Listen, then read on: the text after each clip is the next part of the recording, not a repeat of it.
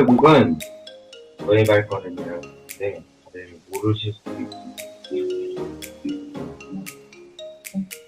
나름 전 처음이 이렇게 보실 여러분들 우리를 서로가 축복하는 기분이 참 그래서 한번 불러보고 같이 따라 부르면서 축복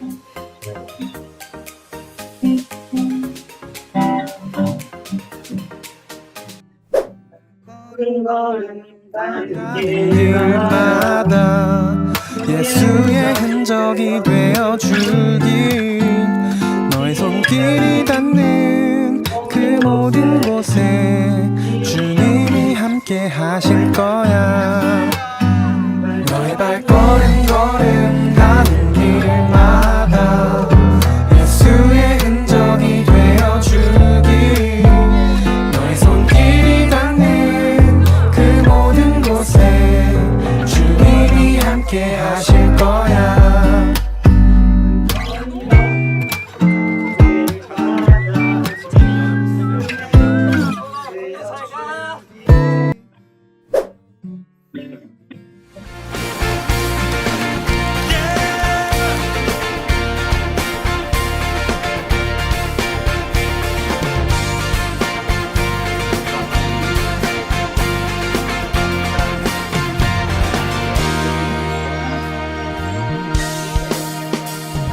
여호와의 집으로 올라가 성문 안에 우린 서리라.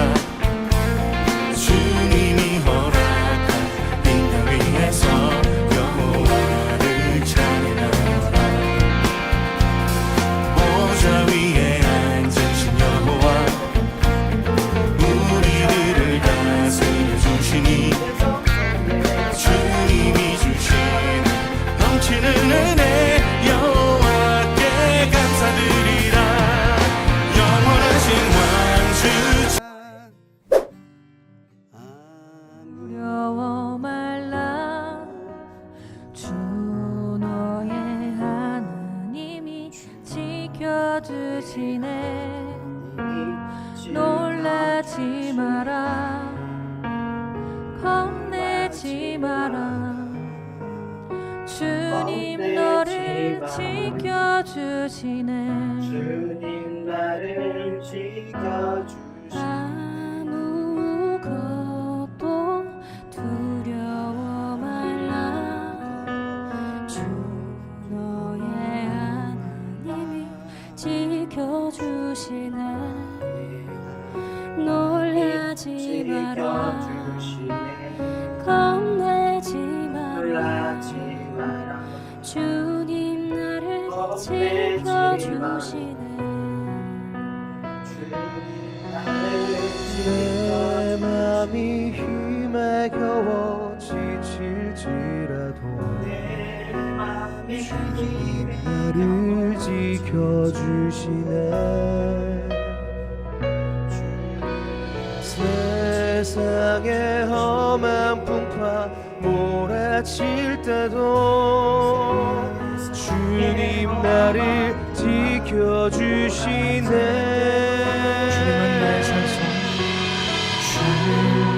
주님은 나의 산성, 주님은 나의 산성, 주님은 나의 요새, 주님은 나의 소망, 나의 힘이 되신 여호와.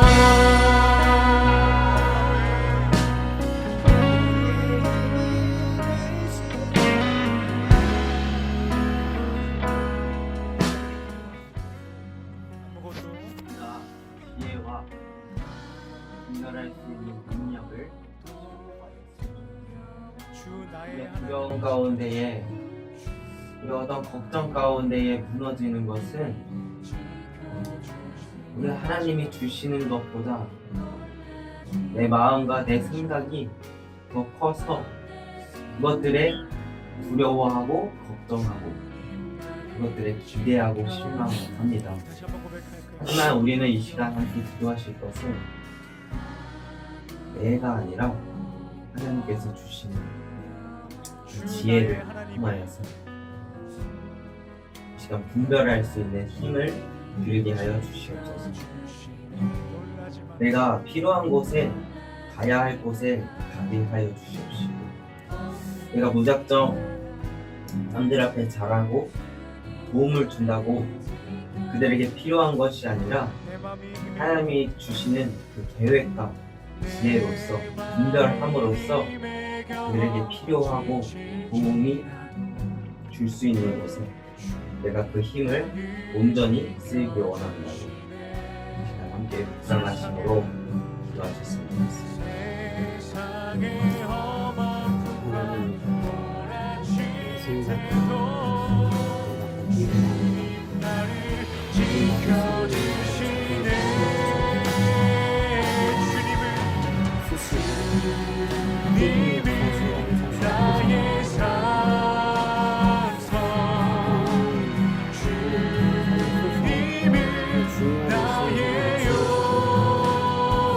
거대한 일을 생각하고도 큰 일을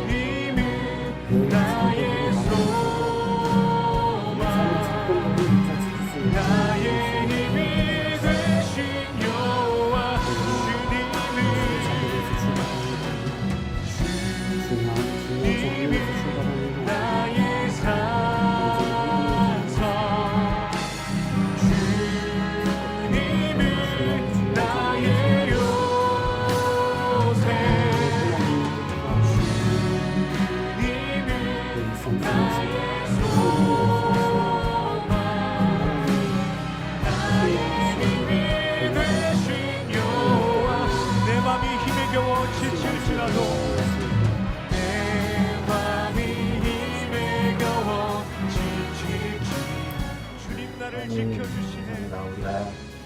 우리가 주님께 가까운 친구들이 우리 발걸음 가운데 이 예배 가운데 동행하시는 나아가는 우리가 그 걸음 가운데 계속해서 큰 것들을 바라봅니다. 주님 그 가운데에서 내가 중심이 되어서 그것이 나의 발걸음이 생각이 되지 않게 도와주시옵소서. 또한 그런 실망과 기대 가운데에 주님 우리에게 지혜와 분별을 주셔서 다시금 하나님의 뜻에 맞고 하나님의 계획에 맞고 저 나아갔습니다. 또 알려주시고 그래서 작은 것에도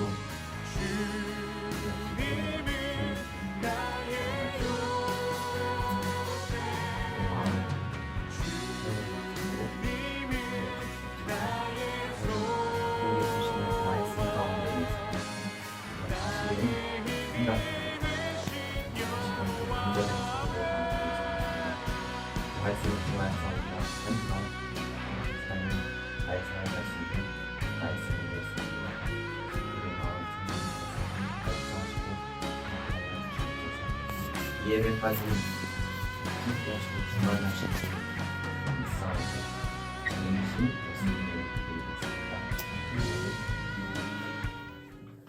드리겠습니다. 열왕기상 19장 1에서 18절 말씀을 나누겠습니다. 이게 사역이나 사명? 여러분들이 맡긴 일을 하다 보면 그런 생각을 좀 할 거예요. 나의 부르심이 특별한가? 꼭 나여야만 할까? 왜 내가 부르심을 받았을까? 라는 생각이 좀 들 때가 있죠. 그러면서 이제 내가 하나님의 일을 맡다 보면 왜 나만 이렇게 힘들게 살아야 되지? 왜 나만 이렇게 막중한 사명을 감당해야 할까? 라는 여러 가지 짐을 느끼게 될 때가 있어요.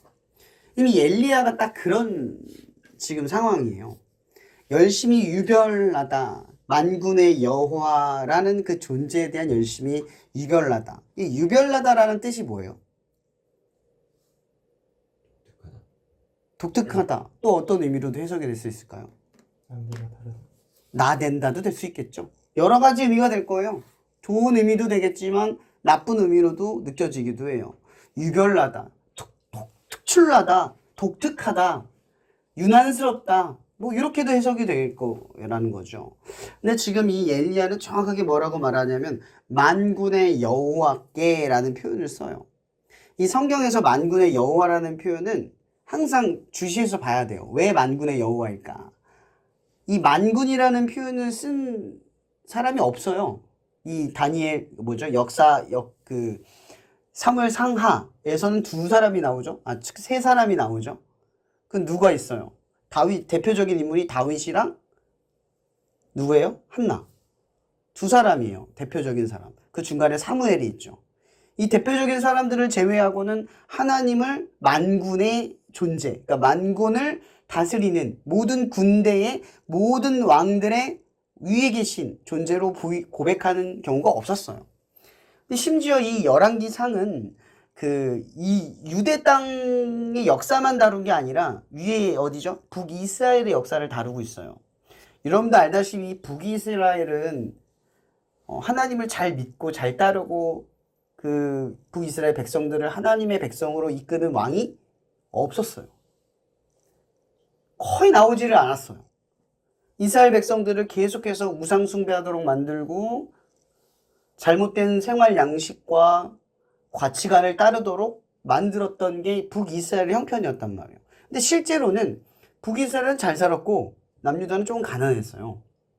우리의 역사적으로 보면은 성경으로만 보니까 북이스라엘은 최악인가 보다, 북한 같다 보다 이렇게 생각할 수 있는데 전혀 그런 게 아니라 오히려 북이스라엘이 잘 살았고 남유다가 못 살았어요. 경제적으로 겉으로 보면. 근데 잘 살고는 있는데 하나님이 보는 시각에 북이스라엘에게는 항상 위기가라는 게 있는 거죠. 그 위기가 뭐냐? 북이스라엘과 남유다 이 나라를 하나님께서 이 약속의 땅을 주셨을 때 이 약속의 땅의 왕이 되어야 될 존재는 하나님이었어요.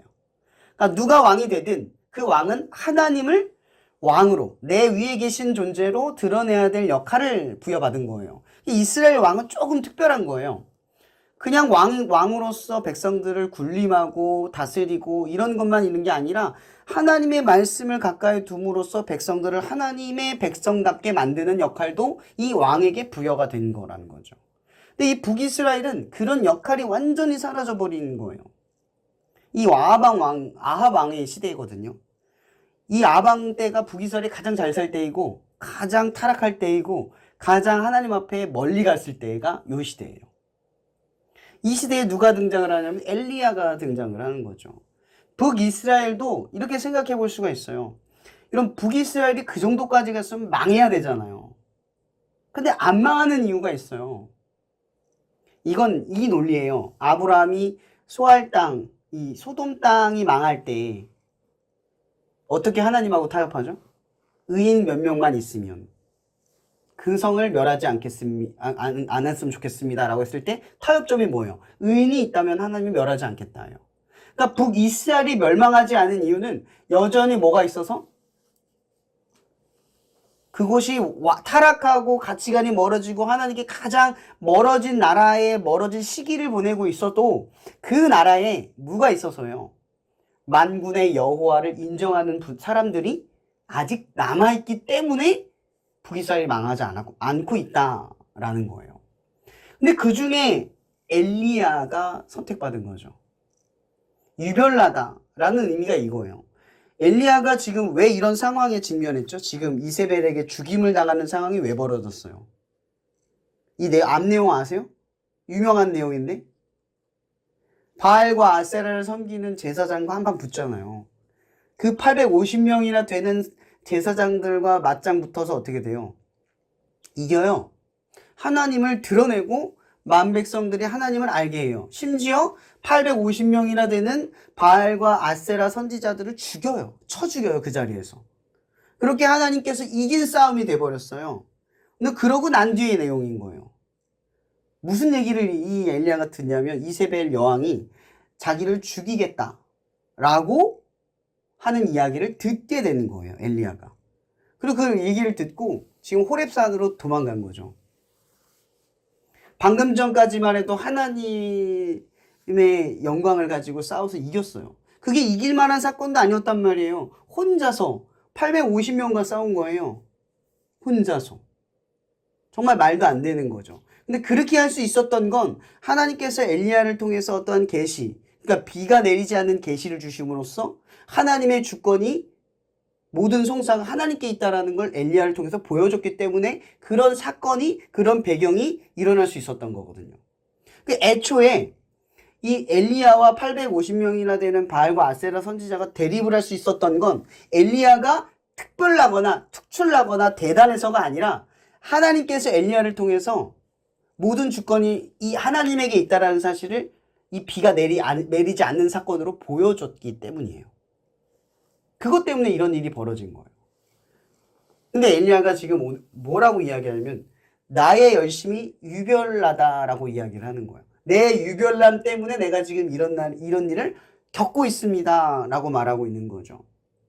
맞는 말이면서 틀려요. 맞는 건 뭘고 틀린 건 뭘까요? 분명히 맞는 건 유별난 행동을 했어요. 열심히 특출난 것도 맞아요. 그러나 그가 처한 위기와 어려움의 이 상황은 유별난 때문이 아니라 하나님 때문이에요. 포인트를 정확히 잡아야 돼요. 지금 이 엘리야가 겪고 있는 문제는 자기의 어떤 행동 때문이라고 생각할 수 있지만 사실은 하나님 때문에 겪고 있는 문제라는 거죠. 하나님을 드러냈기 때문에. 그가 한 행동은 자기의 어떤 선한 의식이나 하나님을 위한 어떤 선동가적인 하나님에 대한 올바른 선택 때문에 벌어진 일이 아니라 하나님이 주신 뜻대로 행동하다 보니까 이렇게 온 거예요.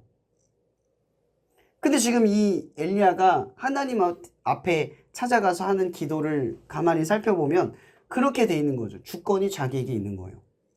이 일이 내가 한 일이 돼버리는 거예요. 그러니까 뭐가 되냐면 이제 나밖에 없다. 나를 데려가 달라. 이런 얘기까지 되는 거죠. 이 얘기는 내가 이제 하나님의 맡긴 일을 감당할 수 없으니 나를 데려가 주세요. 이 일에서 나를 배제해 주세요. 나는 더 이상 할 수 없습니다.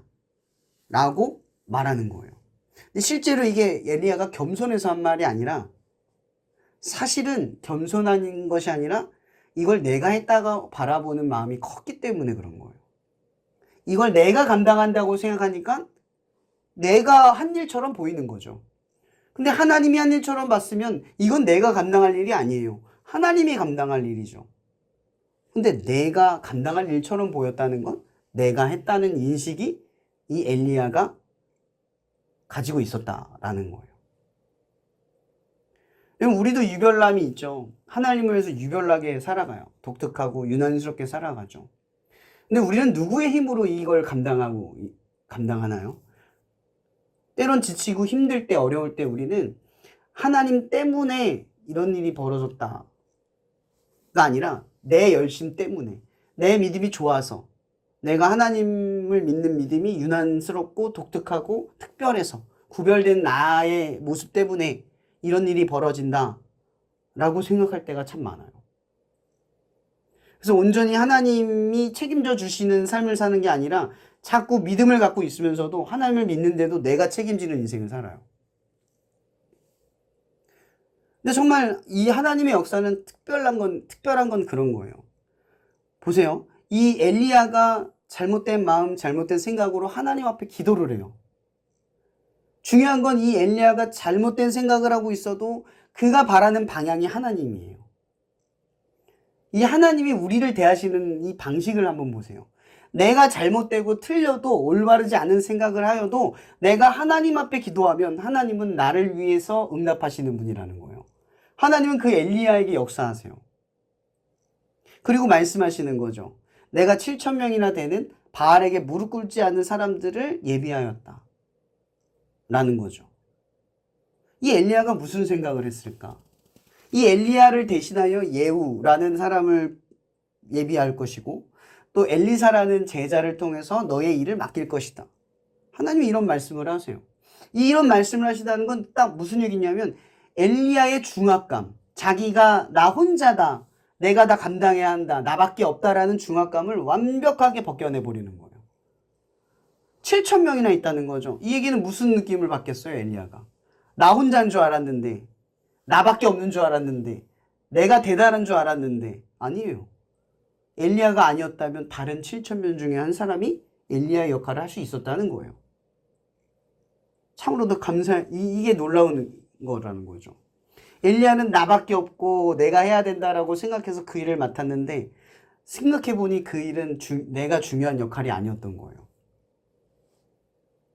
그리고 또 뭐라고 말씀하시냐면 내가 사라지면 이런 거죠. 엘리야 내가 사라지면 북이스라엘은 끝장난다. 내가 이런 일을 더 이상 하지 않으면 하나님의 일은 끝나겠다. 이게 엘리야가 지금 가지고 있는 마음이거든요. 근데 하나님께서 뭐라고 말하냐면 엘리야가 끝나면 다 끝나는 일이 아니라 너를 대신하여 이렇게 말을 하는 거예요. 아하 왕과 이세벨에게 심판을 할 일을 내가 예비하였으니 네가 하지 못하면 얘가 할 거고 얘가 아니면 얘가 할 거다 이거예요. 예후를 세워서 예후가 못하면 엘리사가 할 거야. 이 얘기는 뭐냐면 네가 아니어도 내가 할 거야. 어느 누구를 통해서 내가 할 거야. 내가 책임질 거야. 이런 얘기를 하시는 거예요. 여러분 이 엘리야가 지금 왜 기도하러 들어갔죠? 호렙산에. 죽는 게 두려운 거예요. 하나님의 큰 역사와 능력을 경험했지만 당장 내가 이 현실의 치세에서 나를 죽인다라고 하는 현실의 압박감. 그걸 견뎌내지를 못하는 거예요. 근데 우리도 마찬가지잖아요. 광야를 지냈던 이스라엘 백성도 마찬가지였어요. 그들이 맨날 하나님 앞에 원망했던 문제가 뭔지 아세요? 먹고 마시는 거였잖아요. 하나님이 그렇게 능력을 주셔서 뭔가를 해결하고 뭔가를 없애고 뭔가를 이끌어내시고 아무리 능력을 보여주고 보고 경험을 해도 항상 우리는 어떤 문제에 무너지냐면 현실적인 문제에 넘어지는 거예요. 되게 크고 막막한 문제에 무너지는 게 아니에요. 어떻게 먹고 살지? 앞으로 어떻게 살아야 하지? 라는 그 문제 앞에 늘 무너진다는 거예요. 엘리야도 똑같은 거예요. 여태까지 하나님이 이 놀라운 일들을 일으켜서 사람들이 이 엘리야는 하나님이 세운 선지자라고 하는 그런 인정을 받게 만드셨지만 그럼에도 불구하고 이 엘리야는 나를 죽인다는 그 한마디 현실의 문제 앞에 움츠러들 수밖에 없었다는 거죠. 이게 우리의 모습이라는 거예요. 마찬가지로 우리가 하나님 앞에 대단한 일, 큰 일을 하여도 아니면 여러분들이 사역적이든 아니면 개인적인 삶에서 어떤 큰 일을 하여도 우리는 언제나 작은 문제에 주눅들기 쉽다라는 거예요. 하나님을 믿는 하나님의 자녀, 하나님의 거룩한 능력을 수없이 경험한 하나님의 백성이어도 여러분의 현실을 가만히 보면 가장 작은 문제에 움츠러들고 가장 작은 문제에 도망치고 싶은 마음을 먼저 갖는다라는 거예요. 이 엘리야는 우리와 성정이 다르지 않아요. 똑같은 어려움, 똑같은 성정 속에서 부족함, 연약함 속에서 선 거라는 거죠. 그래서 이 성경의 인물들을 통해서 우리가 깨닫는 건 저건 엘리야니까 가능해 이게 아니에요. 엘리야가 나 같은 사람인 거예요. 우리가 저런 상황이라는 거죠.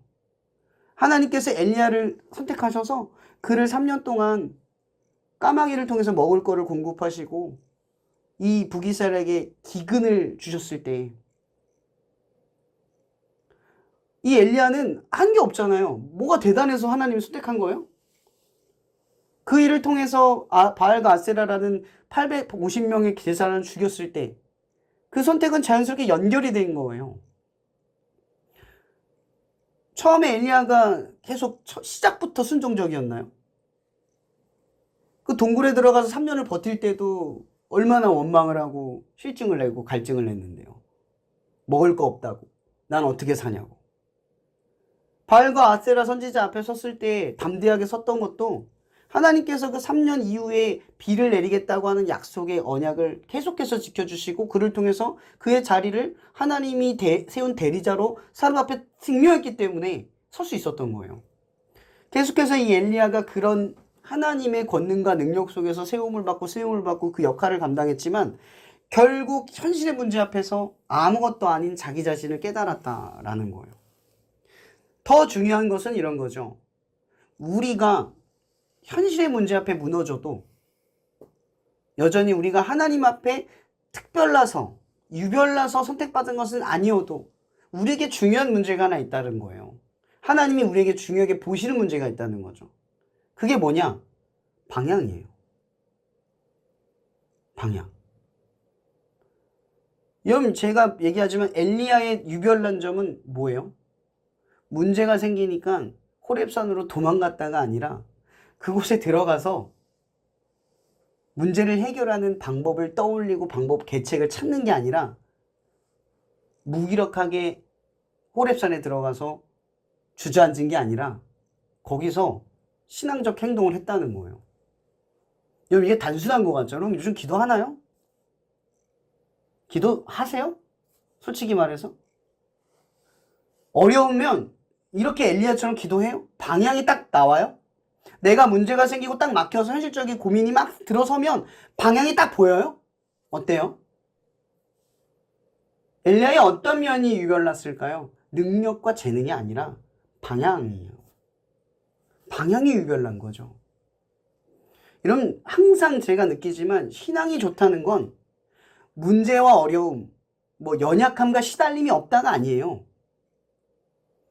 방향이 고정되어 있느냐예요. 그런 문제가 생길 때 내가 기도를 해야 된다라는 막연한 생각을 그냥 단순하게 끄집어낼 수 있냐는 거죠. 이 얘기는 현실적으로는 이런 거예요. 신앙인인데 하나님의 능력을 경험했고 취업도 하고 막 잘 됐어. 근데 갑자기 어떤 막힌 문제가 생겨서 너무 힘들고 어려운 거야. 근데 어디로 가요? 교회 가서 지하 다락방에 내려가서 하나님 앞에 무릎 꿇고 기도하는 거예요. 되게 당연한 것 같죠? 되게 단순한 것 같죠? 이거 안 하는 사람 많아요. 이 당연한 논리를, 이 당연한 방향을 살면서 깨닫지 않는 사람들이 많아요. 여러분 우리에게 중요한 것은 바로 이런 유별남인 거예요. 세상 사람들이랑 우리랑 다를 게 뭔데요? 사는 거, 바라는 거, 먹고 마시는 거 차이 아무것도 없어요. 근데 우리는 어려움이 생기면 세상 사람들처럼 머리를 굴리는 게 아니라 하나님 앞에 찾아가요. 무릎 꿇을 수 있어요. 이게 그냥 단순한 논리예요. 우리의 삶을 움직이는 단순한 논리라는 거예요. 여러분 하나님께서 엘리야를 통해서 응답하신 게 뭐예요? 내가 다 알아서 한다요. 걱정 마라. 내가 다 알아서 한다. 너가 무너져도 걱정 마. 내가 다 알아서 해. 절대 하나님의 사업 무너지지 않아. 너를 향한 나의 계획 절대 바뀌지 않고 꺾이지 않아. 여러분 엘리야는 자기가 죽으면 끝난다고 생각했고 지금 이런 상황에 내가 죽으면 모든 일이 허투루 끝난다고 생각을 했단 말이에요. 근데 아니에요. 하나님의 계획은 무궁무진한 거예요. 내 역할이 죽어도 만약 그 순간에 끝나도 충분해요. 하나님은 완벽하니까. 그러니까 하나님 우리에게 요구하시는 게 뭐겠어요? 현실의 중압감에서 벗어나 너의 맡아진 일에 하나님의 자녀라는 그 자부심을 잃지 않고 살아가라는 거죠. 너가 누구에게 속한지를 알고 살아가라는 거예요. 이게 진짜 자유죠. 제가 얼마 전에 책을 읽는데 그 책에서 계속 언급하는 내용이 뭐인 줄 아세요? 광야를 통해서 우리가 배우는 건 일용할 양식밖에 없다는 사실을 아는 겁니다. 그러면서 뭐라는 얘기하면 광야에서 황금을 모으겠습니까? 광야에서 텃밭을 일구며 살겠습니까? 광야에서는 아무것도 모을 수가 없습니다. 다만 먹고 마시는 당장의 문제를 해결하는 것이 광야에서 가장 중요한 일입니다. 그러니까 광야를 통해서 우리가 배우는 게 뭐예요? 날마다의 일용할 양식을 먹는 법을 배우는 거예요. 광야가 얼마나 지치고 힘들어요? 그 일용할 양식이 뭐겠어요? 하나님 앞에 날마다 엎드리고 무릎 꿇으면서 하나님과 공급받는 그 무언가에 의존하며 매 순간 일용할 양식을 경험하는 거예요. 그렇게 일용할 양식을 경험하면서 우리가 배우는 게 하나 있어요. 탐욕과 탐심에서 자유해지는 거죠. 왜죠? 매일마다 책임져 주시는 하나님을 경험한다면 우리는 내가 살기 위해 이 정도는 있어야 돼. 이건 필요해 라고 하는 모든 문제들이 해방되는 거예요. 이건 우리가 왜 힘든지 알죠? 대부분. 적어도 내가 취업하면 이 정도는 벌어야 돼. 이 정도는 살아야 돼. 이 정도는 돼야 돼 라고 하는 우리의 심리가 깔려 있어요. 계속 그 미래만 바라보고 살아가면서 우리는 현재를 가장 비참하게 만들어버려요. 근데 하나님은 우리에게 말하는 거예요. 너는 광야의 길을 걷고 있는 거죠. 날마다의 일용할 양식을 먹으며 나의 공급되는, 내가 공급하면, 내가 너의 삶이 직접적으로 공급하는 날마다의 일용할 양식을 경험함으로써 탐욕과 탐심이 아닌 오직 하나님 앞에 매달리는 인생이 되도록 이끄신다라는 거예요. 진정한 해방은 거기서부터 찾아오는 거예요. 근데 우리는 어때요? 자꾸 내게 돼요. 내 것을 채우게 되고 내 힘을 기르게 돼요. 뭔가 내 삶의 안전망을 갖추려고 자꾸 노력을 해요. 그러면 그럴수록 우리는요, 그래요, 편안함은 없겠지만 불안함은 가질 거예요. 계속 그 미치지 못한 상대적 비교 속에서 살아가고, 우리의 삶이 언제나 계획대로 되지 않음을 경험하면서 흔들리겠죠. 여러분, 하나님을 믿는다라는 건 그 반대잖아요.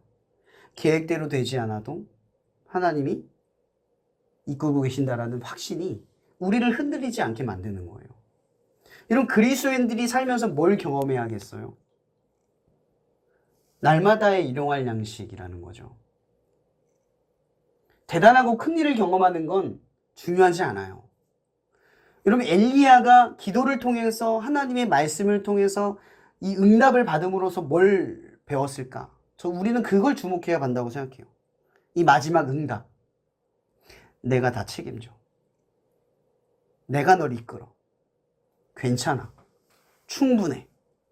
넌 무너지지 않아. 네가 끝나도 끝난 게 아니야. 네가 하는 일은 너 때문에 무너지지 않아. 라고 하는 사실을 우리에게 일깨워준다는 거예요.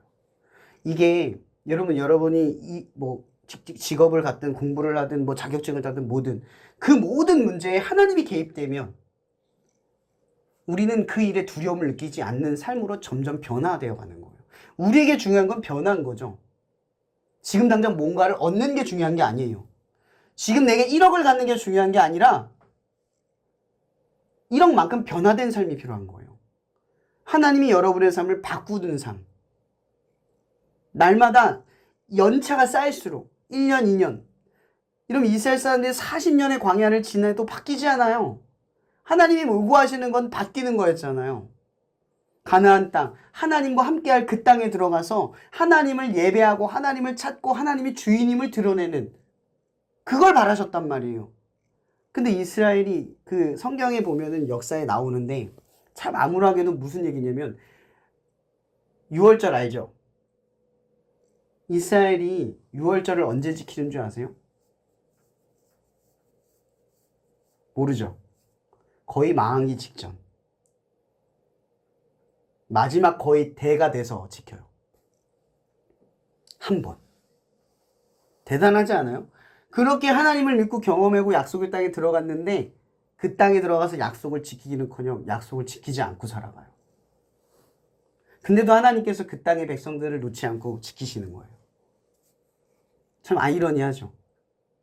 뭔가 굉장히 열심히 있고 뭔가를 다 지킨 그 남유다와 북이스라엘이 하나님의 백성이기에 하나님이 특별해서 지키고 붙드는 것처럼 보이지만 그 모든 게 다 사실은 은혜인 거예요. 하나님께 충족된 건 아무것도 없는데 그냥 하나님의 방향을 갖는 사람들만 있으면 지키고 보호하시는 거죠. 북이스라엘의 엘리야는 특별한 게 아니라 방향이 유별난 거예요. 문제가 생기면 어디로 엎드릴지를 아는 유일한 사람이라는 거죠. 근데 한 명이 아니라 7,000명이라는 거죠. 아마도 지금도 우리가 이 사역을 하고 여러분들이 그리스도인을 살아갈 때 그런 느낌 받을 거예요. 나만 유난스럽게 살아가나? 나만 이렇게 살아가나? 라고 생각할지 몰라요. 근데 생각보다 많은 곳에서 우리와 같은 싸움을 하면서 우리와 같은 삶을 살아가는 7,000명의 사람들이 없는 것 같지만 존재한다는 거예요. 우리는 그들 중에 한 명이라는 걸 기억해야 한다는 거죠. 저는 항상 성경에 있는 말 그대로를 떠올려요. 그 문은 좁고 협착하다. 누구나 주여 주여 하는 자마다 그 나라에 들어갈 수 없다. 우리는 이 말씀을 늘 상기해야 돼요.